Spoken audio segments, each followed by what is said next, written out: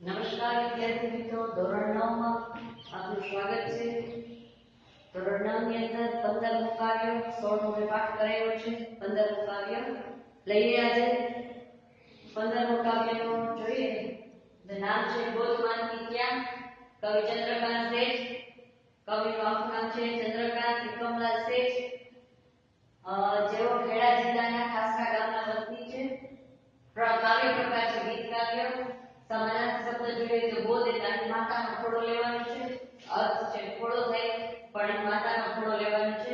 સૈયા એટલે પથારી, સોડ એટલે પાસું પડખું, રાહી એટલે મુસાફર, વટે માર્ગું, પલ્લવ એટલે પાંદડું, પરબ એટલે રસ્તાઓ, મુસાફરને પાણી પીવાની જગ્યા, રાહત એટલે ઊંઘ અને મેઘ એટલે વરસાદ। ચંદ્રકાંત ત્રિકમલાલ શેઠ ખેડા જિલ્લાના ઠાસરા ગામના વતની છે। ઉત્તમ અધ્યાપક તરીકે નિવૃત્ત થયા પછી ગુજરાતી વિશ્વકોશમાં બાળ વિશ્વકોશમાં સહ-સંપાદક તરીકે કાર્ય કરે છે। તેઓ મુખ્યત્વે કવિ, વિવેચક અને નિબંધકાર છે। પવન રૂપેલી, ઉભરતી દિવાલો, પડઘાની પેલે પાર, એક ટહુકો બંડમાં ગગન ખોલતી બારી, સગે એક જળહળીએ જળ વાદળને બીજ એના કાવ્ય સંગ્રહો છે। ચાંદલિયાની ગાડી, હું તો ચાલુ મારી છે, ઘોડે ચડીને આવું છું, એ તેમના બાળ ગીતોના સંગ્રહો છે। નંદ સામનેરી તેમનો લલિત નિબંધ સંગ્રહ છે। ધૂળ પાણી પગલીઓ સ્મરણ કથા, એ સ્મરણ કથા તેઓની છે। તેઓ રણજીતરામ સુવર્ણચંદ્રક અને સાહિત્ય અકાદમી દિલ્હીના એવોર્ડથી સન્માનિત થયેલા છે। હવે કાવ્ય પરિચય જોઈએ। માની મમતાથી ઉપર આ સૃષ્ટિમાં બીજું કશું નથી, એ બાવા કાવ્યમાં કેન્દ્રમાં છે। આ સૃષ્ટિના દુન્યવી રૂપો અને જુદા જુદા તત્વો સાથે માના વાત્સલ્યથી જુદી જુદી સ્થિતિઓનું અહીં નિરૂપણ થયું છે। જીવનમાં બીજું બધું મળશે પણ માની ગોદથી વિશેષ મૂલ્યવાન બીજું કશું નથી। માના સમગ્ર વ્યક્તિત્વમાંથી માત્ર પ્રેમ, વાત્સલ્ય અને કરુણા જ દ્રવતી હોય। આકર્ષણ લય પ્રાસ દ્વારા આ કાવ્યમાં પ્રગટ થયું છે। તુલના દ્વારા માતા માટેના ભાવચિત્રો ખૂબ જ સુંદર રીતે કોટાવ્યા છે। તો કાવ્ય છે છત મળશે ને છતર મળશે, ગોદ માતની ક્યાં, શયન ખંડને શૈયા મળશે, સોડ માતની ક્યાં, રસ્તા મળશે રાગી મળશે, રાહત માની ક્યાં, ચાંદ સૂરજ ને તારા મળશે, આંખો માની ક્યાં, પલ્લવ ને પુષ્પો તો મળશે, પાલવ માનો ક્યાં, સુર તાલ ને સંગીત મળશે, ટહુકો માનો ક્યાં, હાજર હાથ હજાર હોય પણ છાતી માની ક્યાં, બારે ઉઠે મેઘહેતની હેલી માની ક્યાં, ભર્યા ઉનાળે પરબ શરતી છાયા માની ક્યાં, ભર્યા શિયાળે મુપ આપતી માયા માની ક્યાં। તો કાવ્ય છે એ સમજીએ। છત મળશે ને છતર મળશે, બહુ સરસ વાત છે કે અહીં દરેક વસ્તુની ઉદાહરણ કુદરતી તત્વો, ભૌતિક વસ્તુઓ, પછી સંવેદનાઓની દરેકની વાત કરી છે કાવ્યની અંદર કવિએ, પણ એ બધાની અંદર એક જ વસ્તુની ખૂટે છે, જે શું તો માની ગોદ, માનો ખોળો, માની ઊંઘ, માનો પ્રેમ છે। એ વાત ચંદ્રકાંત શેઠ કરે છે કે છત મળશે રહેવા માટે, તડકો, વરસાદ, પવન વગેરેથી બચવા માટે થઈને આપણને છત મળશે, મકાન મળશે, રહેવા માટે જગ્યા મળશે, છતર મળશે, છાત્રછાયા મળશે, બીજા બધા લોકો, પણ ગોદ માતની ક્યાં, માની ગોદ નહીં મળે।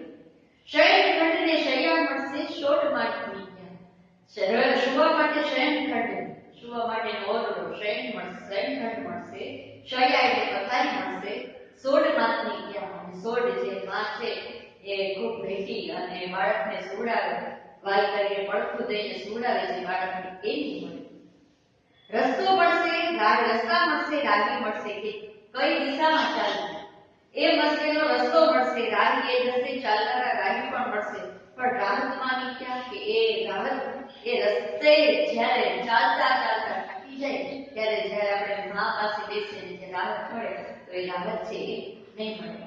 ચાંદ સૂરજને તારા મળશે આંખો માની, અને કુદરતી તત્વો છે કે ચાંદ સૂરજ અને તારા છે એ મળશે. પણ જ્યારે કાંઈ પણ મુસીબતની અંદર હોય કે માં એક વાર જોવે તો બધા દુઃખ દૂર થઈ જાય. તો એ માની આંખ છે વાત્સલ્ય મૂર્તિ માની આંખો છે એ જોવા નહીં મળે.